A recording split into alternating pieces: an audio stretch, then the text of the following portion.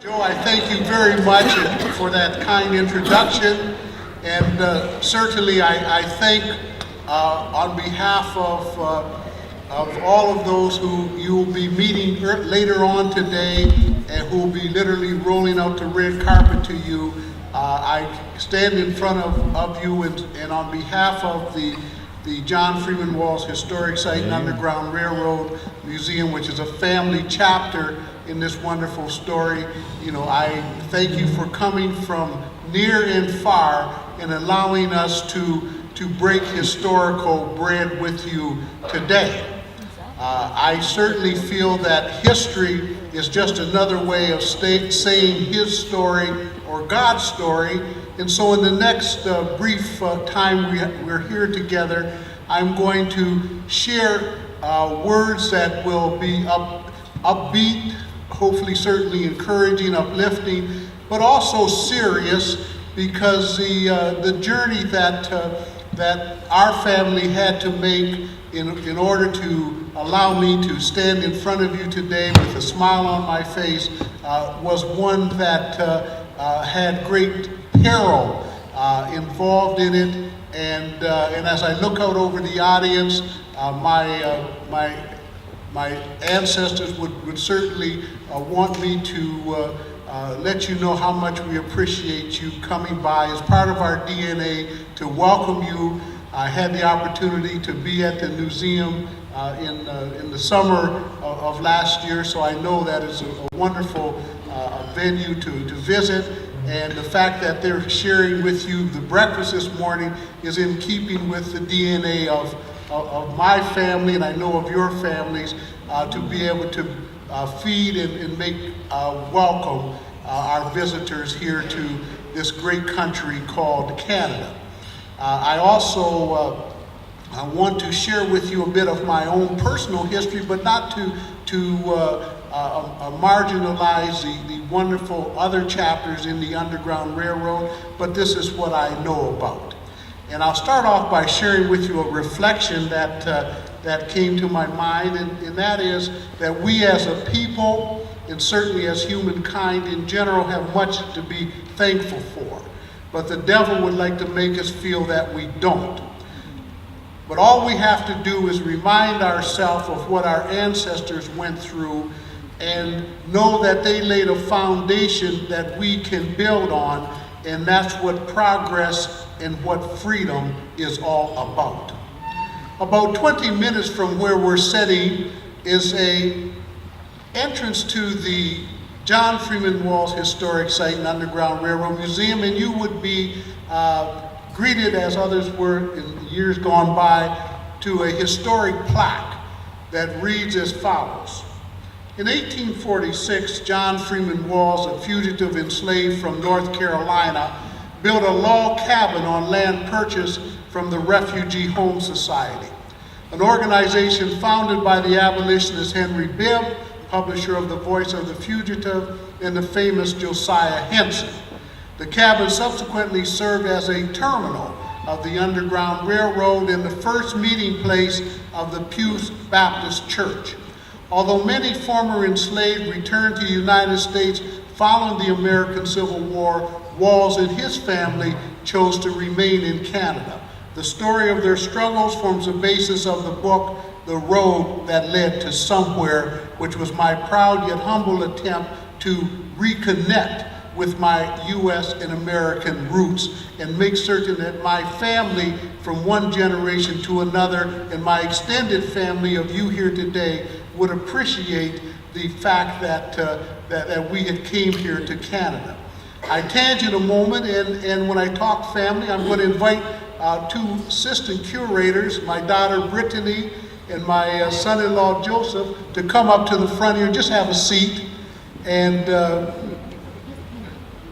Brittany is graduating from Niagara University, Niagara Falls, New York, with her master's degree in education on May the 8th. And my son-in-law Joseph had a calling to be a minister, man of God, and he has taken seminary training And he comes from it certainly honestly because he comes from Ecorse, Michigan, and descended from the great, I believe, Charles Miles, who has a mega church in Ecorse, Michigan. And so he, at some point, from a marketing point of view, may be contacting you and letting you know, to come to Canada and visit the wonderful different chapters in the Underground Railroad. And so when I shared with you the historic plaque and then invited to my family to come forward, I would be remiss, and I pay a little tribute today with this wonderful audience. I know she would be smiling from heaven, to my Aunt Stella Butler. We all have Aunt Stellas in our family. My Aunt Stella was a griot of our family, griot meaning African term for keeper of the oral history. And she told me and others stories of old time day that became the pages, if you will, of the book, The Road That Led to Somewhere. And she said to me in many of our conversations, she said, Bryan, she says, I want you to eventually become the griot, but you can put it in writing. I'm telling you these stories. And I was listening to Aunt Stella, just amazed, engaged, and I realized that she was talking from wisdom, even though I don't see many senior citizens here today. But Aunt Stella was a true senior citizen because I purchased the ancestral homestead from her in 1976. She passed away, ladies and gentlemen, in 1986 at 102 years of age. But I think she deserved a hand clap. But her mind was sharp right up until the end. And she would tell me these stories of old time days. And she took me on a little journey through the family ancestral homestead, and she pointed out our ancestral cemetery, which some of you have seen who have been to the site before, and where over 40 family members are laid to rest there. I'll be laid to rest there one day into eternity, my wife and few more, before we actually stop internments at the cemetery. But I was just intrigued by what she had to say, and then she would walk a little further and her little bony fingers and point out things, and I'd ask her questions, and then we went into the log cabin that you will visit on the site, and she told me to go into the attic of the log cabin and bring back a letter, and so I did. And I was intrigued to read this letter, and it went as follows. Respected members, is this opportunity, friends, of writing a few words. There's been great smart of sickness about. 2 of our grandchildren died with the flux, and that colored man died with the cholera, and several more that came here to see thee. We have had no account from you, your well-wishing friend Ephraim and Mary Stout. And on the top of the letter it had December the 19th, 1854. And I said, Aunt Stella, why did you keep this letter? I mean, how did you keep it? She says, because it's very important to my family. And then as I started to think and got deeper into the essence of what I was reading, I said, this is also very important to our extended family. The families that are still in the United States, that if they did some DNA testing, they would find out that I and Brittany and others are related to. This is an important letter, Aunt Stella. And she said, yes, it is. And I would ask her, I said, well what did John and Jane tell you when you were 23 and they passed away? And she said, well, they told me that those who traveled on the Underground Railroad to places like Amherstburg, where you'll be visiting today, to Sandwich, another location, and certainly areas in Windsor, she said that they thirsted for freedom so much, ladies and gentlemen, that they would literally run through the woods at night and hide by day. They thirsted for freedom so much that they would at times even kneel down and drink rainwater out of the hoofprints of cattle in order to quench their thirst for freedom and continue along the perilous Underground Railroad to the heaven that they sang about in their songs, namely the northern United States and Canada. And certainly after the Fugitive Slave Law of 1850, more would make their way into Canada to be able to literally kneel down and kiss the ground and thank the good Lord that they were free. And then my Aunt Stella would say, and the first thing they would do, Bryan, is they would build churches. They wouldn't build beer parlors. They'd build churches. And they would thank the good Lord that they were free. And I know we have that in common. Wherever you are from is the importance of on Christ, the solid rock we stand. All other ground is sinking sand. We couldn't have survived otherwise. Humankind couldn't have survived otherwise unless we had that strong faith. And so as I read this letter, I said to myself, I said, I've got to find out more, Aunt Stella, about this Underground Railroad. You know, and I want to be a good griot in my lifetime, and I want to pass that on to Brittany and to Joseph and to my grandchildren, the importance of what this freedom thing, what this really signifies.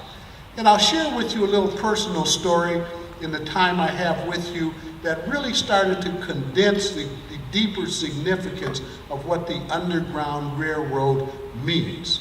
The Underground Railroad was the first great freedom movement in the Americas. It was the first time that good people, black and white, of different races and different faiths, worked together in harmony for freedom and for justice.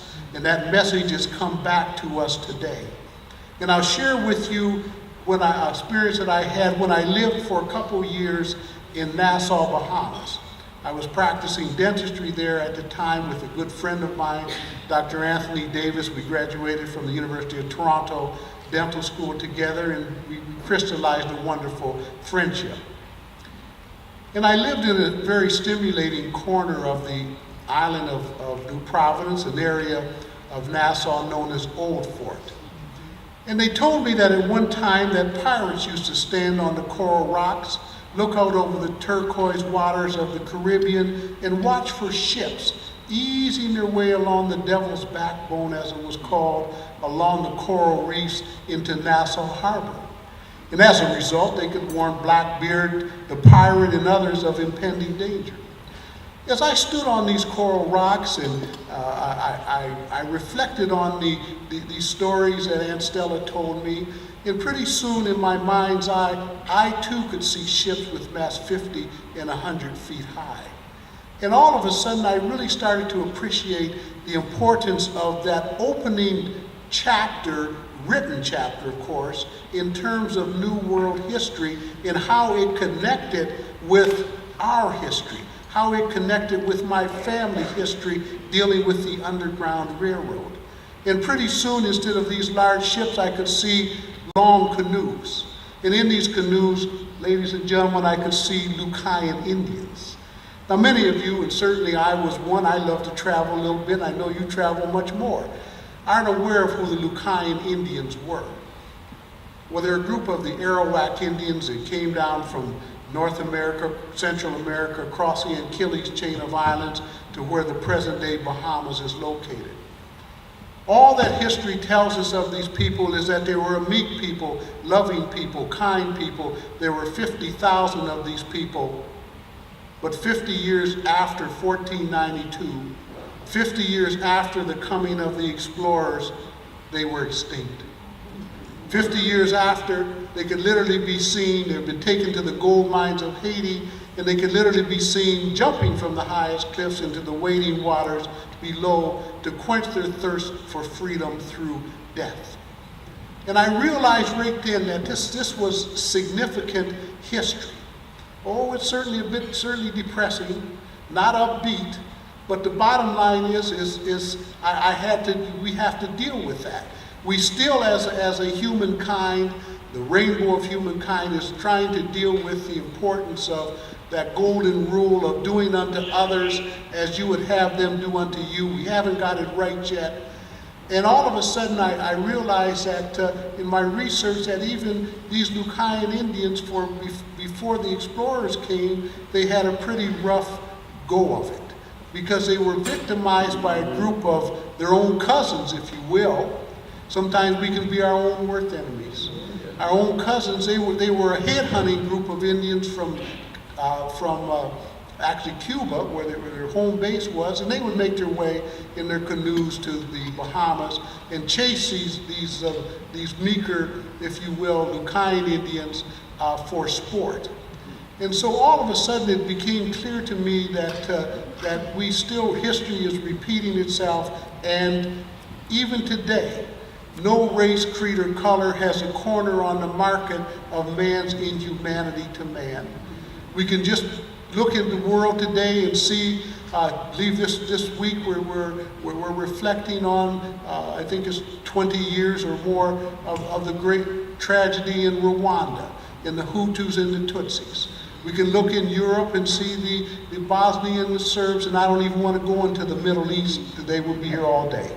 But the bottom line is that the message that I'm bringing to you and that you'll be touching on in your journey today, in which we want you to bring visitors back to this area so they can be inspired, ministered to, and also engaged in the importance of mutual respect and reconciliation, is so important. And all of a sudden, the Lucine Indians' demise took place, and then through the 1500s, after 50 years of the demise of the Lucine Indians, our story began. The story of Africans from the west coast of Africa, across the transatlantic slave routes into South America, Central America, and North America began.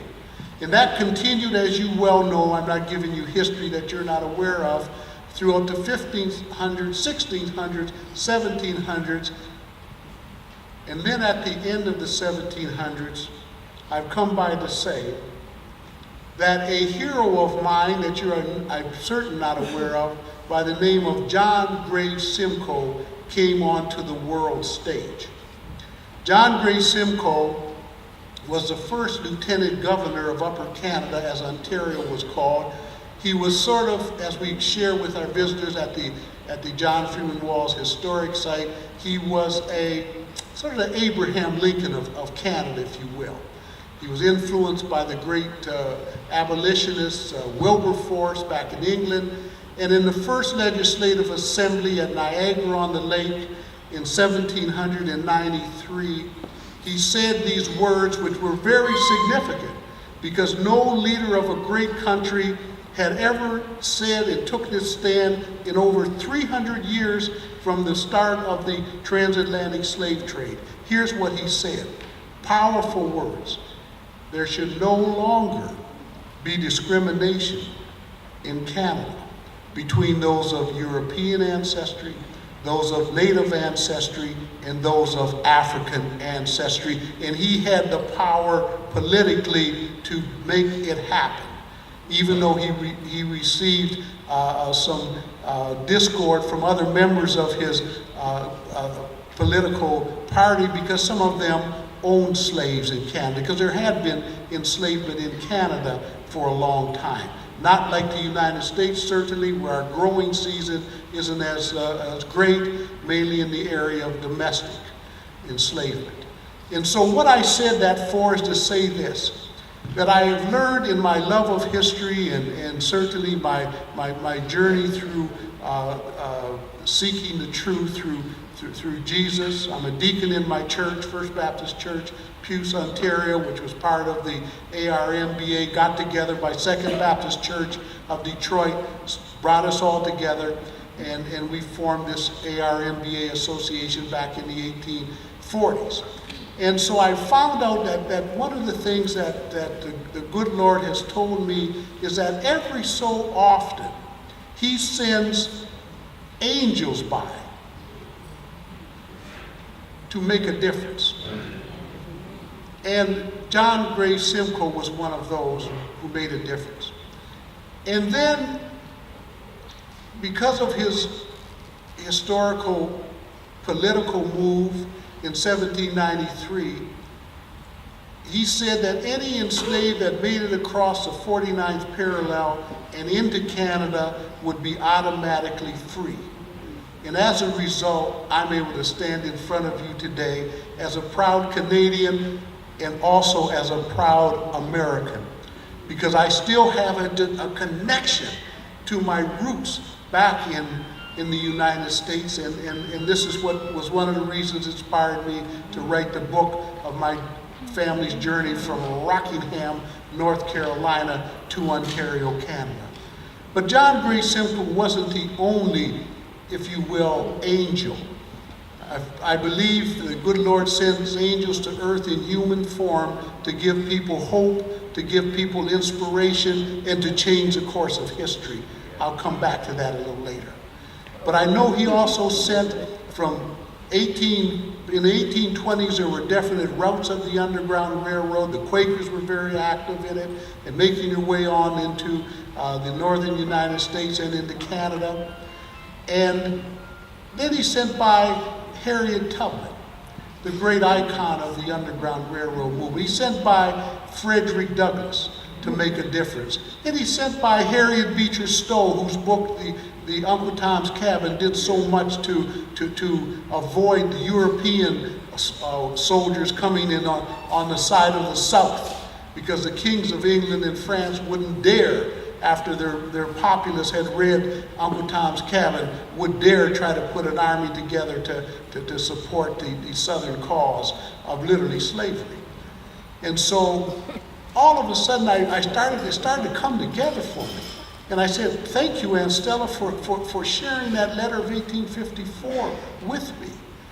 And so I move a little forward in my journey as I get closer to a close here today, because you'll be greeted in the museums and in the visits that you'll see today on the bus and outside the bus with concrete examples and research of what I'm sharing with you. And I share with you a lady that I was sharing at the table pictures of her, who in 1989 did so much to focus attention on the John Freeman Walls Historic Site and Underground Railroad Museum, and her name certainly is certainly known by all, Mrs. Rosa Parks. And Mrs. Parks would come to our historic site. She came for 14 years before her death, and she would bring students who she was sharing in the philosophy of Dr. Martin Luther King, peaceful nonviolence for change, you see. And so all of a sudden, I realized that this Underground Railroad history had to be shared as a message, especially the north side view of it, the view that I have from being here in Canada now 5 generations, we're up to 8 generations. We need to be a voice to talk about mutual respect and reconciliation using the hook of history, using tour guides to come up to find out more about the importance of where perhaps some of their descendants, some of their relatives had to brave the cold and certainly the trials and tribulations of a new land. And when Mrs. Parks would come, she'd bring busloads of students with her, and I would share with them the history of the Underground Railroad. And some of the students, as I'm sure when you're on bus groups bringing them to different places, they don't like to wear belts anymore, the young men, and some of the times their pants be falling down. And we tease them a little bit. They say, you wouldn't even been able to run during that Underground Railroad period of history. However, when I remember standing beside Mrs. Parks and saying to the young individual, and they're very smart, and they would have questions, and one of the questions they would have is says, well, what's this old time stuff got to do with me today? I'm not a slave anymore, I'm free. And all of a sudden we would say to them, well, haven't you heard of modern day enslavers? In other words, we'd make that history relevant to today.